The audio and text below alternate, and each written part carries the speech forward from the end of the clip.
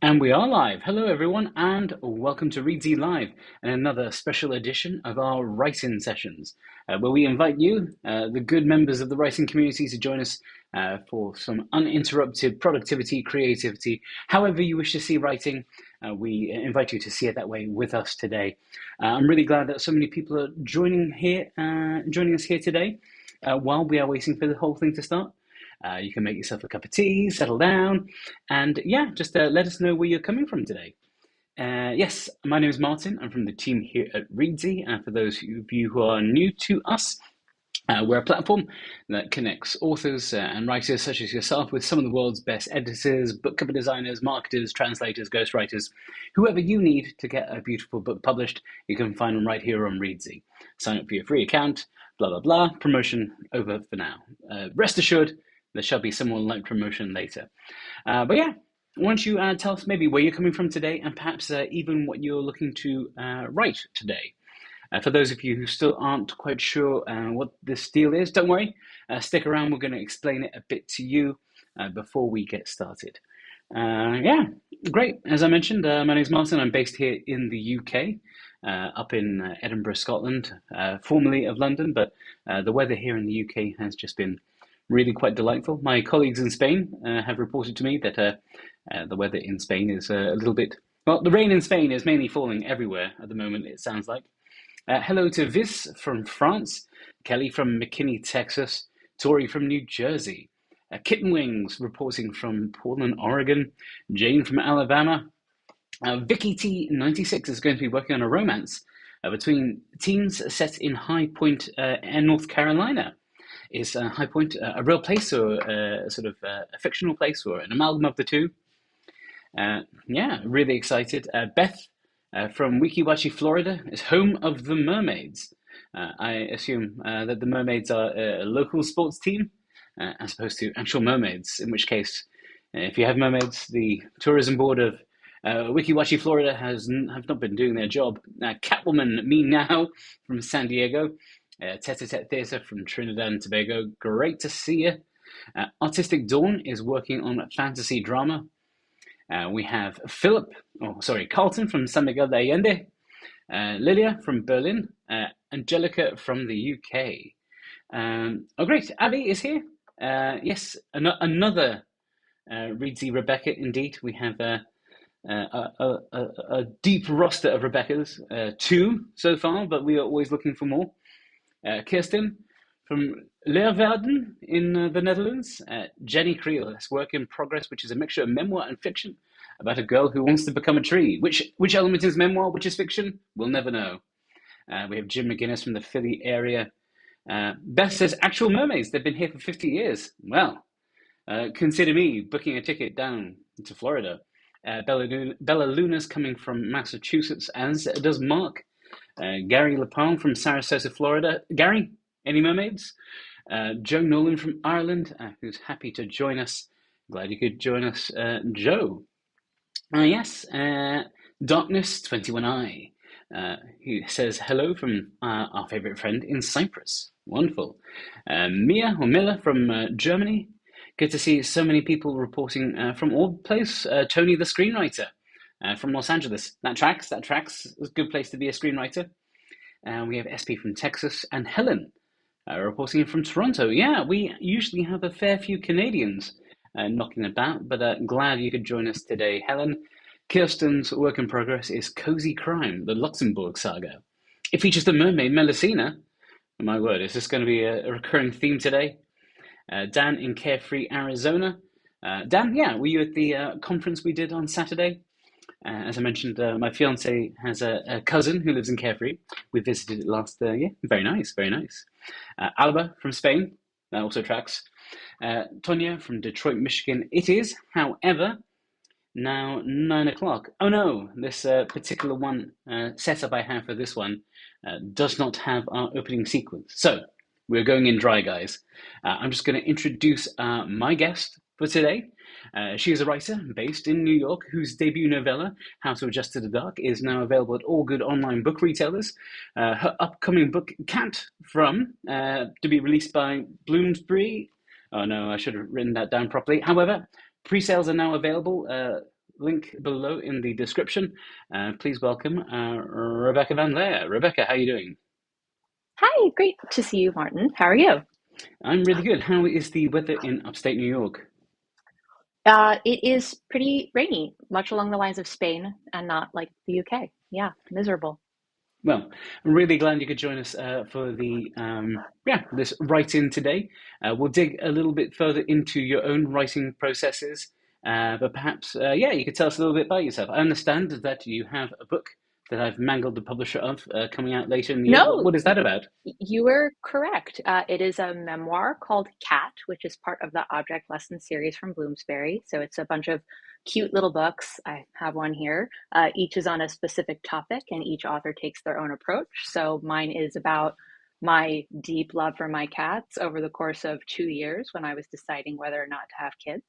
So lots of cat content, a little bit of personal content. You do learn some facts, and that comes out in October, my second little book.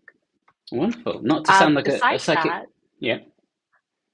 oh yeah, I was just going to finish introducing myself. Yeah, I am a writer, author. I have a PhD from Brown, and I did that before I pivoted to become a creative writer as well as a team member at Reedsy.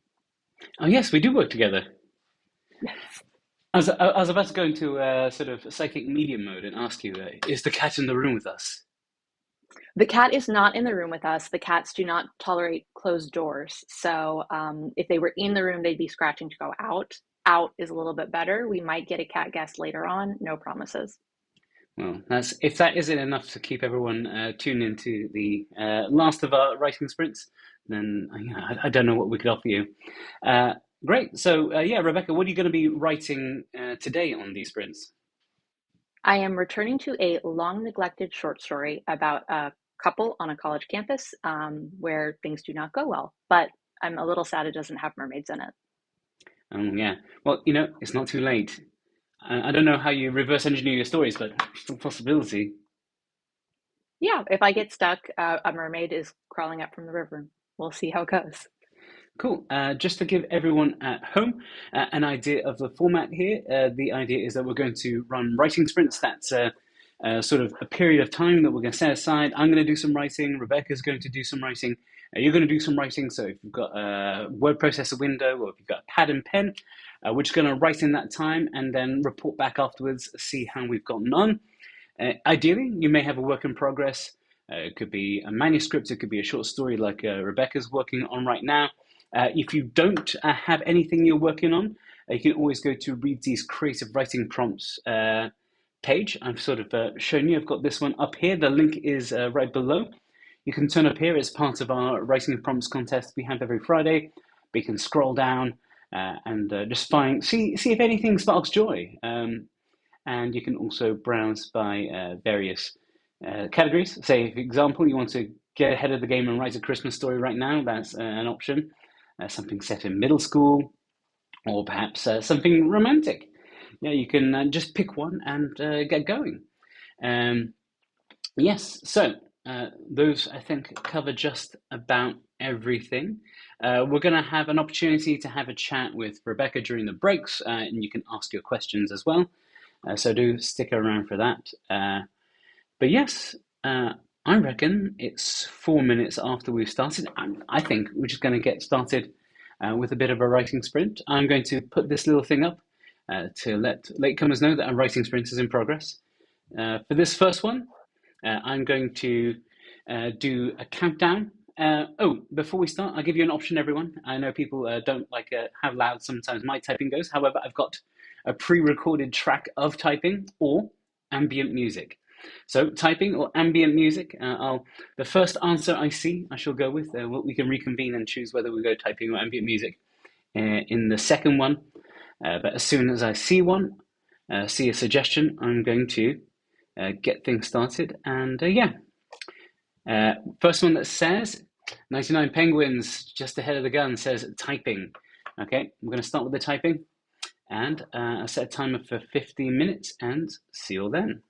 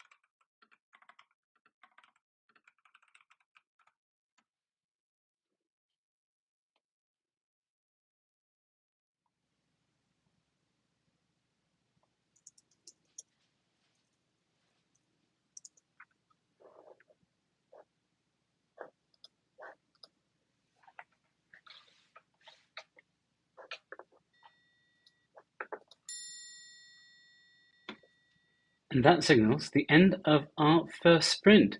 Well done, everyone. Let us know how you did in there. If you have a sort of word count feature on your word processor, you can share that one, but also no need to share how much you've done. It's maybe not so important how many words we've got down, but the fact that we have been just writing consistently. Rebecca, how's that one for you?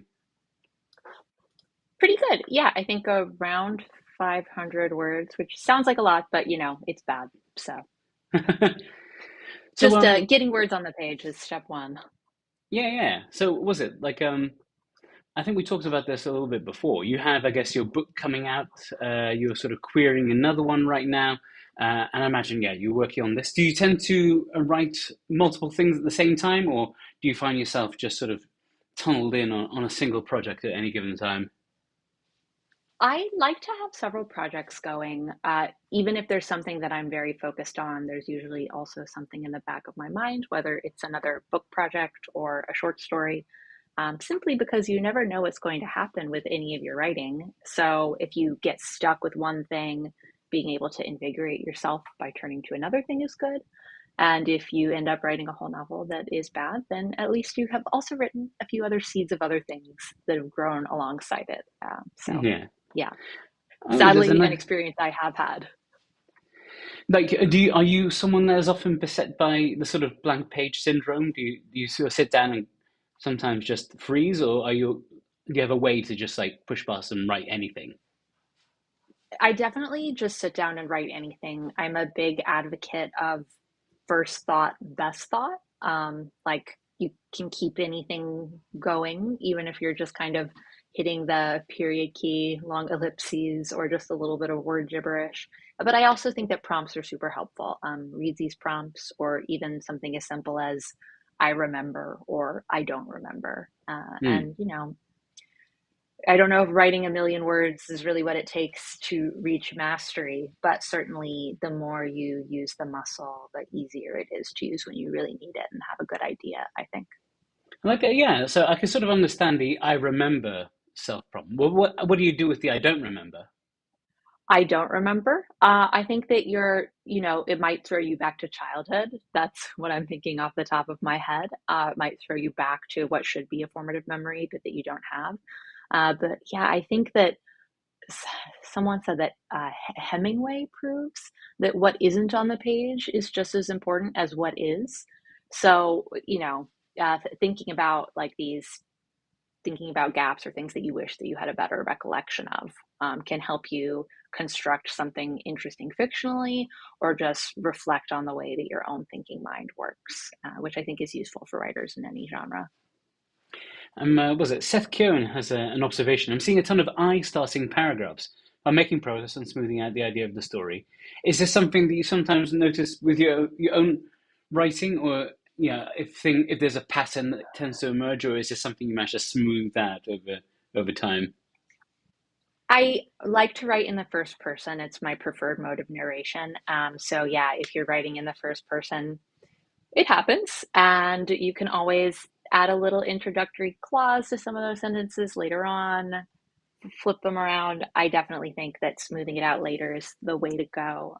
Just maintain your momentum, whatever it takes. We have everyone sharing some of their progress here. Helen agrees, multiple works going there. I think it's just the same for a lot of people. We're going to start the next sprint in a few minutes, but if you have any questions, anything productivity or writing you want to ask Rebecca, yeah, please put it in there. We'll either ask it here or in our next break. Rebecca, where do you do your writing? Is it in the same office you do the rest of the work, or do you secrete yourself somewhere else? It's exactly the same place.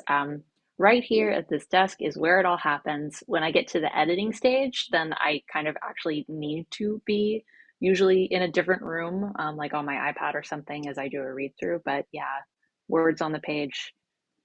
I don't know how people are productive at writing residencies and writing retreats because just like the familiarity of this space is, I think, helpful to my habit. But kudos to anyone who is doing those residencies and retreats because it sounds really fun. Yeah, it sounds fun, but in a way with like you're sort of surrounded by kind of people you want to get to know, maybe, or is there sort of pressure of like, God, I gotta seem professional and productive in front of these grown-ups. Your freelance writer says, "How's it feel to write on camera? Do you practice before looking thoughtful beforehand?" I feel this is sort of the same way. By being observed, we have to sort of we have no option but to be productive, right? Yeah, I mean, I put my Word document over my face, so I didn't know what my face looked like, and I don't want to know. So I prepared by being in denial. Yeah. 99 Penguins asks, do you how do you edit your books? Do you have a set process?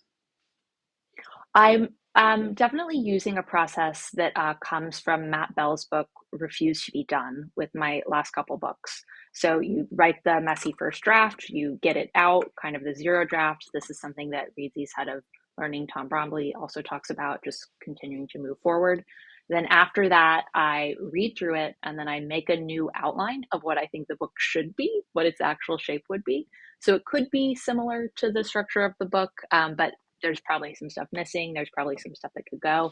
And then start I start basically retyping it. I keep the document on one monitor. I know you're a two monitor person as well, Martin.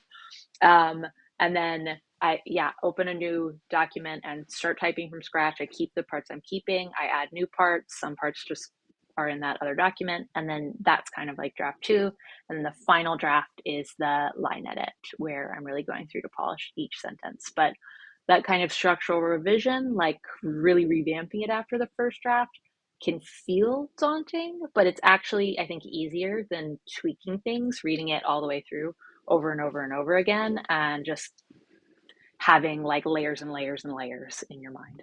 So I think just like having one hard reset actually speeds it up. So I'm an advocate of that now. On a related thing, Testastic asks, when you write a sentence that's poorly structured, never, should you find yourself writing a sentence that's poorly structured, would you change it straight away? Are you a tinkerer or are you quite strict in, you're going to, put it down, fix it later?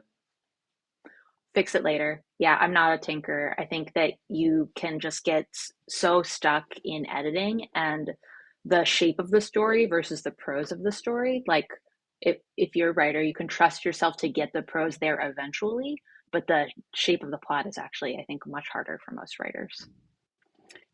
Just one question. I quite like this one. Jane says, I don't sound very articulate, just a matter of fact in my memoir. How do I add more humanism to it? Oh, this is so interesting and something that I'll be talking more about in next week's event on writing a best-selling memoir in 2025. So I think that when you do your first draft, it might just be very direct as you're drawing on your memories. So I would observe your own writing and think about what textures you want to add to it. It's totally okay to make up dialogue for a memoir to kind of try and reconstruct it, and to also work from images that you might have in the form of photographs or videos, kind of like your personal archives, to develop a sense of the setting and add more of an embodied element to the memoir. So, I think that starting in that matter of fact way is actually something you need to do, but the embellishing can kind of be a second or third draft practice of just going in and trying to make your life as vivid as possible, even if those details aren't at the tip of your memory or tongue. Um, yeah, there's a one of our members here today has been asking us how to create an idea for writing a werewolf romance novel. I've answered you a few times in the comments. Like I don't read werewolf romance novels, but I imagine the concept is pretty similar to anything else. So if you read widely within the genre, like hopefully you know where to start. Otherwise, always start with a character. But yes, I think it's just about time for another. Let's do another 15-minute sprint. Everyone, if you are just about ready, we'll do that. And if you have any questions for Rebecca, do put them in the comments, either on a 10-second break from your writing sprint or at the end there. Otherwise, I'm going to go for ambient music. I realised that the typing soundtrack I created before was before I bought a mechanical keyboard, and it sounds terrible compared to my new one. So that was a live rendition of typing you were treated to just before. But now, for this next one, we shall have ambient music. If everyone's ready, we'll see you in 15 minutes.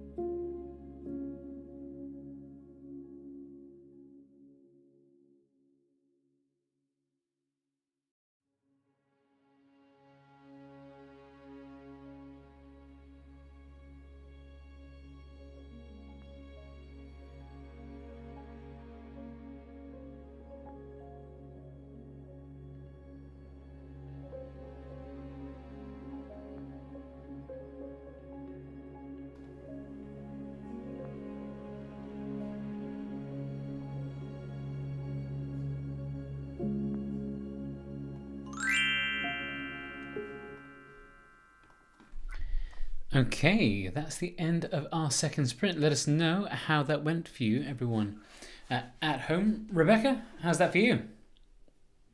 Not bad, a little bit less, but yeah, finally developing the short story. How about you? Yeah, mine's okay. I started basically a bit of free writing, and I've just gone on a bit of a I remember sort of role as suggested. So I've got a couple of paragraphs of fond recollections of a shopping centre I grew up near. Uh, Oh, yeah, so that was quite like a nice. mall? Yeah, it is a mall that had basically, I think the every tenant in there owned their slots, and so you had like really weird shops that had just been there forever, like tailors that barely had any business, but because they sort of owned it there, they could just set up. And there were gold shops, and there were these bookstores that were sort of like libraries where you'd pay for these second-hand books, and they told you how much it would cost to how much money you get back when you returned it. And so it'd be packed full of like manga and like sort of movie novelizations, which was my favorite genre as a kid. But yeah, do send us your questions. I've got a few lined up, but yeah, I kind of wanted to ask Rebecca a few things. Just wait, I've got them written down here. Oh, just wait, I have accidentally deleted all of the questions I intended to ask you, which is very, very convenient. But I guess I know that you have sort of had a busy few weeks with work and a few other things, and you told me you were just coming back to a bit more writing. Were it not for those little breaks, would you normally be able to write consistently every day, what with having a job and other commitments? I definitely try to, especially if I have a specific book length project that I'm working on. I really like to try and touch it every day, even if it's only like 200 words in the Notes app or something like that. I think that getting to the point where you're dreaming about your project and not about work and spreadsheets and whatever else you might look at during the day is the best space that you can be in where you're subconsciously working on it. So my usual routine is to wake up at 6:30 and then kind of like up until I log on to work, usually sometime around 9 or a little bit before, that is my writing time. I also typically meditate.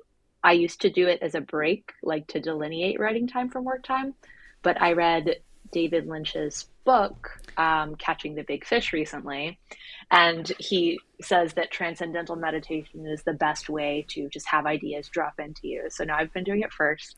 I don't think I've caught a big fish yet, but Mm. we'll see. It takes time. So yeah, I keep that practice consistent when I'm working on a project, but we all need breaks, especially when you're just so exhausted with something. So I've had a first draft for a while that I'm just not ready to look at yet. And sometimes using that 2 hours for a completely different purpose or even reading is really nice. That's cool. Yeah, when you mentioned meditation, like my mind jumped to David Lynch, mainly because when I was in university, we there was an event where David Lynch was in town, and I think we were just at the age where we were really into his movies, and we turned up and he didn't speak about his films at all. He just talked about meditation the entire time. Yeah, that's so funny. Honestly had no idea it was such a big part of his life until after his death.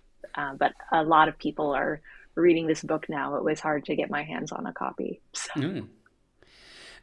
Well, we have some questions popping in. One question here from Lane Price. Do you worry about having too many characters, or do you just go with it? How tightly do you tend to plan like characters and how they work? Do you tend to cull these characters before you draft, or do they tend to disappear in the edit? Do I worry about having too many characters? Yes, I absolutely worry about having too many characters.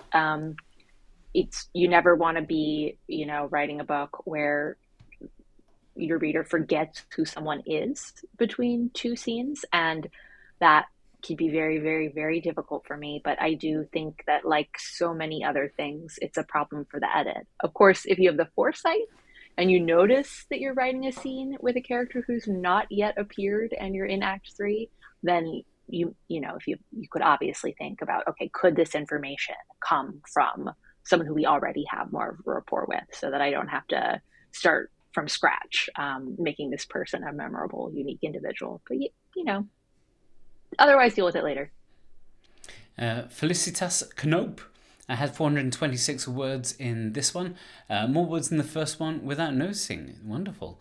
I've got a few more questions in here. Rebecca, how do you get inspiration when in a slump? I think that prompts are one thing that we've already talked about a little bit. Aside from that, I think that reading can be really helpful, especially reading maybe outside of what you typically read in terms of genre or even topic. So I don't typically read something like that David Lynch book, but hey, it's about inspiration and creativity, so can't hurt. And then the final thing that I do is I just start jotting down in my notes app anything that happens kind of over the course of the day or the weeks or months that feels like it might be a moment that belongs in a story. So I'm always kind of uh, cataloging these little moments and hoping that I find the right place for them or that, eventually I'll have a second one and they'll click together and it'll become a story. How do you store these little moments? You have a book or a little document somewhere? I use the Notes app. You could also use the boards feature in Reedsy Studio if you happen to have that bookmarked on your phone. Um, yeah, my notebook doesn't get a lot of love these days, very digital. Which semi reminds me. It reminds me because Rebecca, a very good job at constantly be pitching fantastic Reedsy products. And also, I've forgotten to mention, I've been remiss in my duty to ask you to like this video and subscribe if you enjoy this. Yeah, it's been a while since we've done these writing sprints. They're not exactly the sort of biggest things we do, but if you do enjoy them, do let us know and I'll do my best to organise more of them. It's probably not something we can publicise in our newsletter each time, but if you subscribe to the channel and keep the alerts on, you should know definitely a few days ahead of time before we do have them. Yeah, so they're pretty easy for us to put on, so if you do enjoy them, do let us know. I have a question here from Jeff. What are techniques that you use to show, not tell, in your writing? Yeah, so I'm a little bit telly by nature. I think that I just like saying what happened. One thing that is equally easy though for me is dialogue. So rather than describing how someone is, if you put them in a scene where they're talking to another person and you get to hear their voice and see how they respond, you will learn a lot about their character. If you can punctuate that dialogue with gestures or facial expressions, even better to get that deeper level of psychology. But beyond that, I think that I've just developed a practice of like kind of concerted real world research slash note taking, where if I just need to really build up the setting for a scene, like I have to go outside and say, I am observing now. I am not going to just think or listen to an audiobook. I'm going to look at things. And I think that another great writing prompt, if you're really stuck, is to just spend a lot of time describing a physical object, whether it's a plate or an egg or whatever you have on your desk, earbuds case, and just really kind of make yourself spend 10 minutes describing in detail how it looks, how the light reflects off of it, where it's scratched. That's another way that you can just build up that practice of observation within yourself so that if it's not your natural tendency, you can go give yourself the task of actually doing it when you need it. I like that. Before we pop into our last one, I'll do a little bit more promo. As Rebecca mentioned, there is next week going to be a sort of mini conference, a sort of extended event all about writing memoirs. You can find a link to it. I'll put a link to it in the comments just now. But yeah, Rebecca will be speaking, as will, I think, Amanda Nell Edgar, who is a previous Reedsy Live contributor. It's running just over 2 hours, and I've had a look at a first little preview of the content, and it's looking great. They'll be sort of talking about understanding the memoir market if you're writing a memoir. Actually, I'll let you pitch your own bit. So in the second part, I'll be talking about craft, really understanding what your work is about, and then from there, how you can develop the voice and the narrative arc, and also the detail, that kind of show don't tell bit to support all of those things. So yeah, it'll be two presentations, and then I think a Q&A with both of us. Nice. Cool. So you can sign up for that. Membership's also available for discount in total. But cool. Let's see if I could just squeeze in one more question before our final event there. This one feels like a bit of a long one, but I think a question people would like your insight on. How long and how did you sell your first writing your first project? Have things gotten easy for you to sell things after that first sale? I have a long and winding story, and the more that you talk to authors, the more you will find that is the case. My first book, How to Adjust to the Dark, was originally in 2017 under contract with a small press, Curbside Splendor, that was a pretty big small press at the time. I ended up withdrawing it, which is good because it fell apart shortly thereafter and would have been the last book they ever published. So yeah, research small presses if you decide to go that route. Then I wrote an entire other novel thinking this is just dead and done. I need to move on. And then kind of got to the end of that. And during that time had some breakthroughs with How to Adjust to the Dark, realized that it didn't want to be a novel, wanted to be a novella, and then pitched it to a small press. And so all of that took, years before it came out, years. And has it gotten easier since then? I think that if you have one book, then it can sometimes be easier to sell a second book, but it really depends.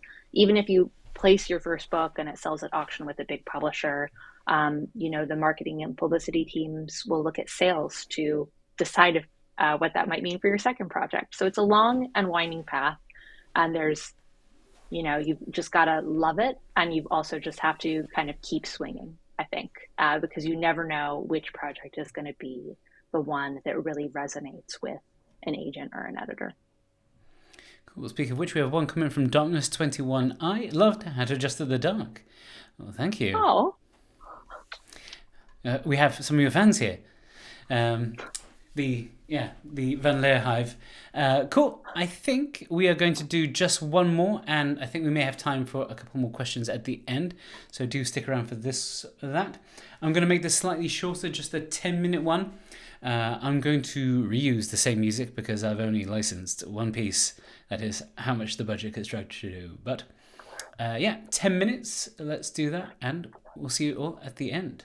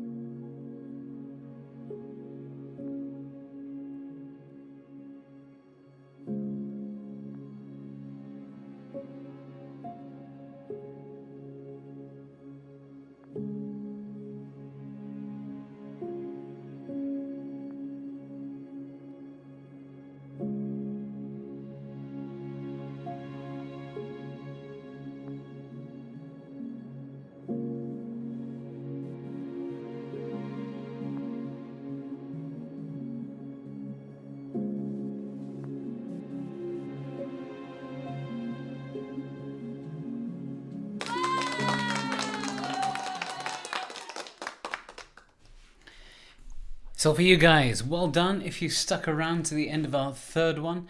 How's that for everyone? Oh, how's that for you, Rebecca? Good. Yeah, I'm getting closer and closer to a draft Hey, and of a isn't story. isn't isn't that the dream? Fantastic. And yeah, well, thank you so much for joining for us for this one, Rebecca. If you're okay, stick around to maybe just answer a couple of questions. We'll get you out in time. Yeah, to get back to work. It is, I think, middle of your working day. Vronsky only 205 these times, but seem more substantial than the last 400. Hey, always good to hear. We have, I think, a couple of questions. Oh, Raoul says he's going to start a Rebecca fan club, another one of our colleagues. We have a question here from Simon, who asks, Rebecca, what has been your favourite project to date? So many ways to approach that in a way, but what do you have the fondest memories of? Honestly, writing this cat book is probably the most fun I've had writing. I was working on a novel simultaneously, and I had a deadline for the cat book because I sold it based on a proposal, so I needed to finish it. And I often felt like, oh, I want to be working on this novel. I have this deadline. Why is it like this? But every time I actually went and started working on it, I just had a really lovely, joyful experience because I was writing about something that is important to me and that I love, and that's also kind of lighthearted, even though the book goes to some dark places. And that also, because of the nature of the book, it's a memoir basically in it's got a timeline, but it's also thematically grouped chapter by chapter. So each one kind of has its own little theme. I didn't have to think so much about like the plot arc. I didn't have to make anything up. So while I love writing fiction, there was a lot of joy in attending to my daily life in that way, which I hope comes through. Oh, nice. Well, sort of on the kind of flip side of that, Catwoman Me Now asks, their question is, when writing a memoir, how do you work through trauma? I guess you're sort of expected to give quite a lot of yourself, I suppose, or maybe even expect a lot from yourself. Is it difficult to sort of sometimes go through those bits, especially when you have to, I guess, write it first and then rewrite it and then somehow turn your personal memories and trauma into a product? I so this is a spoiler for my talk next week, but Mary Gateskill says something which I'll quote again then, which is that if you do it properly, writing a memoir is like punching yourself in the face. Um, uh, which is she's really cool, and everything she says is like that. But there is just a certain element of confronting your past, and that means also confronting things that you might not think you want to write about. You kind of have to, even if those don't end up in the marketed part of the project, even if you cut them. So I think that I can only offer two pieces of advice. The first is not to write a story that you're still living. So if you're still experiencing like very acutely a particular trauma or grief, and you need to kind of process that personally, I think that you can definitely write about that, but don't write about it to market. Don't write about it like I am going to sell this trauma that's unresolved. I think that's too much pressure while you're touching the material. So make sure that you've kind of processed it and have some distance from it, that you can just kind of approach it, and just deal with the act of writing it, not the act of continuing to live that story. So I think that's one piece of advice, and the other is just to give yourself a lot of care and support, to take breaks, to not feel like you need to do writing sprints every day on that particular project, to have something that you know you're going to go to, either when you need to or also just as a regular practice to decompress, whether that thing is knitting or meditating or reading, or writing fan fiction. I think that just having a counterpoint in your life that you can return to again and again, is important to sustain the work. We have a question here from Jenny Creel. How can I inject humour into a dark narration or narrative? So I think that it's like black humor is something that I love. And I think that a lot of it is just kind of comes down to the voice and the prose. So if you're writing in the first person, really thinking about like where do where does this narrator find humor in this, and what can they kind of point to the absurdity of, or the surrealism of as they tell this dark story. If you're writing in a more omniscient perspective, then you might even, have more flexibility from a certain point of view. But you can put moments of levity, moments of the absurd in narrative, no matter how dark it is, I think. We've got one on productivity from Jim McGuinness. How do you come to terms with writing from the comfort of home? My writing space is filled with my favourite distractions. Yes, I think you just have to get rid of those distractions, which is hard when it's your computer, when it's your laptop. But I am a big proponent of things like productivity apps. So I personally use one called Freedom, and I use it on my phone as well as my desktop, and I can just put it into a certain mode. I can turn it on and have it block Instagram, block Twitter, block, basically everything, including apps. So if you have to kind of child-proof your workspace from yourself, I don't think that that's a bad thing. This modern life comes with many distractions.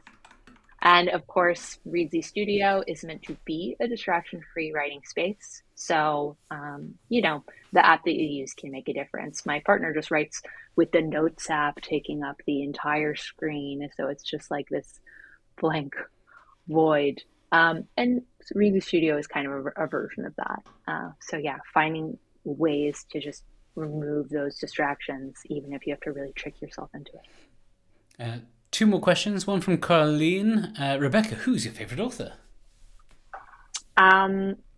Okay, so I'll give two answers. I will do Living and Dead. So, Living, I'm a big admirer of the novelist Sheila Heti, who has a number of books. The most recent is The Alphabetical Diaries.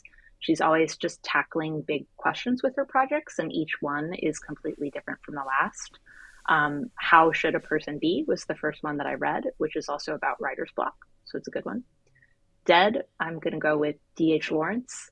The Rainbow, Lady Chatterley's Lover, Sons and Lovers, all of these are immersive works of literature that are totally distinct from each other, but really just kind of have a lushness to the prose style that I don't know, people don't do anymore.